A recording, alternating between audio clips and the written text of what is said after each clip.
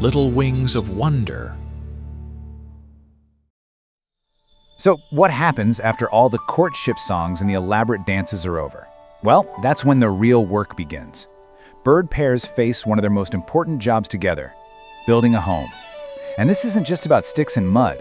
This is the moment a pair goes from just dating to being true partners, putting in a shared investment for their future.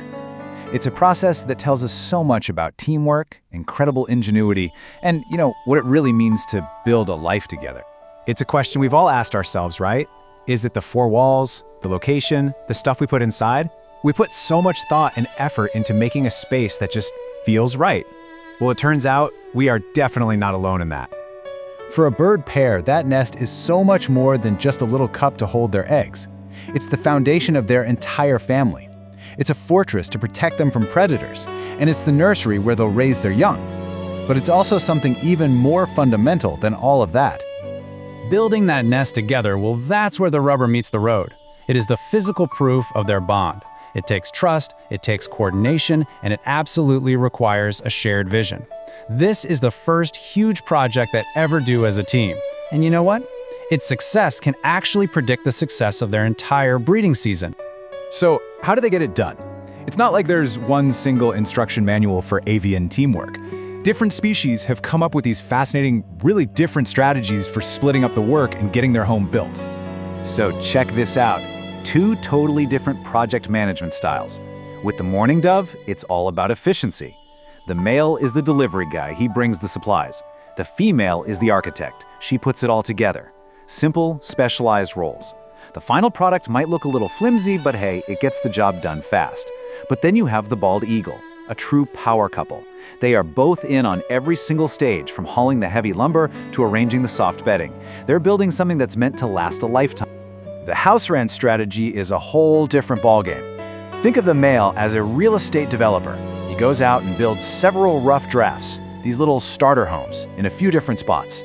Then the female comes in, like a very discerning home inspector. She checks out his work, evaluates the locations, and then picks the one she likes the most.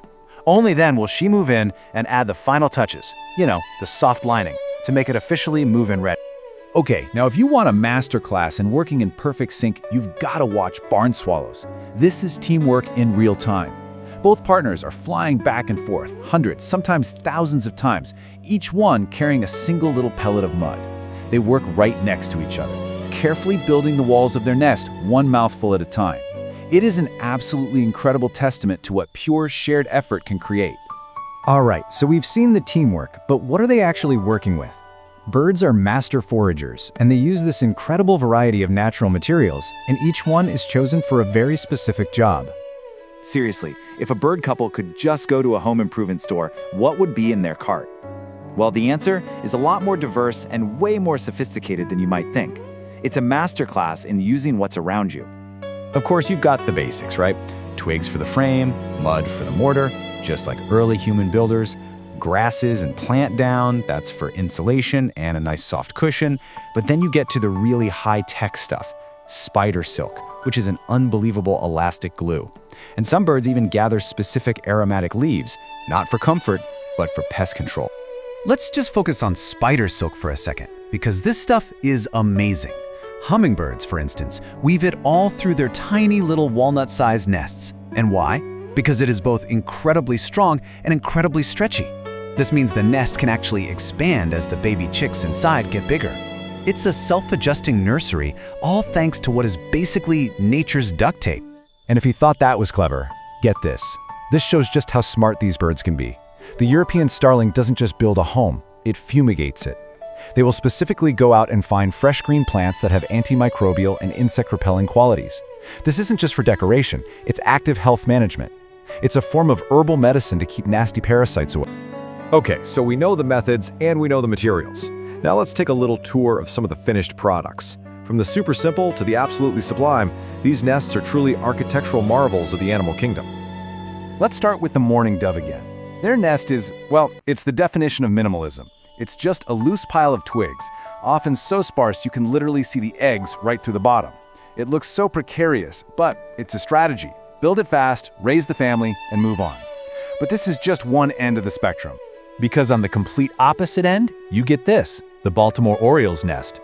The female, mostly, is a master weaver. She creates this unbelievable hanging sock-like pouch out of plant fibers, maybe even some discarded fishing line. It's weatherproof, it's flexible enough to sway in the breeze, and it hangs from the very tip of a branch where most predators just can't get to it. It's not just a nest, it is a masterpiece of engineering. Speaking of engineering on a whole other scale, I want you to just picture this number for a second. 8 feet. That is wider than most king-size beds. And that is the potential width of a mature bald eagle nest, a structure they keep adding to year after year after year. And if 8 feet wide doesn't blow your mind, maybe the weight will. That very same nest can eventually weigh over 2 tons. That's heavier than a car. It's a generational home, a landmark built and cared for by a single, dedicated couple over decades of partnership. But if we're talking about pure, jaw-dropping technical skill, we have to talk about the weaver birds of Africa. These birds are true artists with textiles. The males build these intricate nests using techniques, including actual knots, that are just astonishingly similar to human basket weaving. The process is so systematic, it's incredible. It starts with a literal knot tied to a branch. Then, the male weaves the main chamber and a downward-facing entrance tunnel to keep predators out. But here's the kicker. The most crucial step is the last one, the inspection. The female comes and checks his work very carefully. If it is not up to her high standards, she rejects it, and he has to tear the whole thing down and start from scratch. Her demanding taste is what drives the evolution of this incredible skill.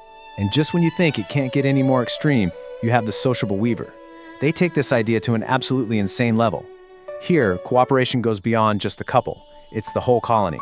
You can have over 100 pairs working together to build one single massive structure. It's like a giant thatched roof in a tree with individual nesting chambers inside. It's basically an avian apartment building that can weigh several tons and last for decades. So when you look across all of these incredible examples, from the simple to the complex, one theme keeps popping up. The real story isn't just about the nest itself. It's about what the act of building it together really means for the pair. I mean, think about it. To build a nest, a pair has to agree on the right spot, they have to coordinate their schedules to work together, they have to have a shared idea of what a good nest even looks like. This process doesn't just require a strong bond, the very act of doing it successfully makes that bond even stronger for all the challenges that are still to come. And that, right there, is the whole point. Building the nest isn't the final exam, it's the training ground. It's the shared project that solidifies their teamwork and their communication, getting them ready for the much more intense and demanding cooperation they're going to need to incubate eggs, feed those hungry chicks, and successfully raise their family together.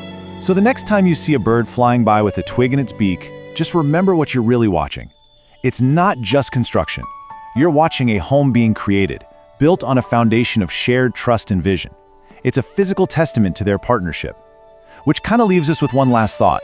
If a nest is the very first test of their ability to work together, what does that teach us about the foundations of family in any species?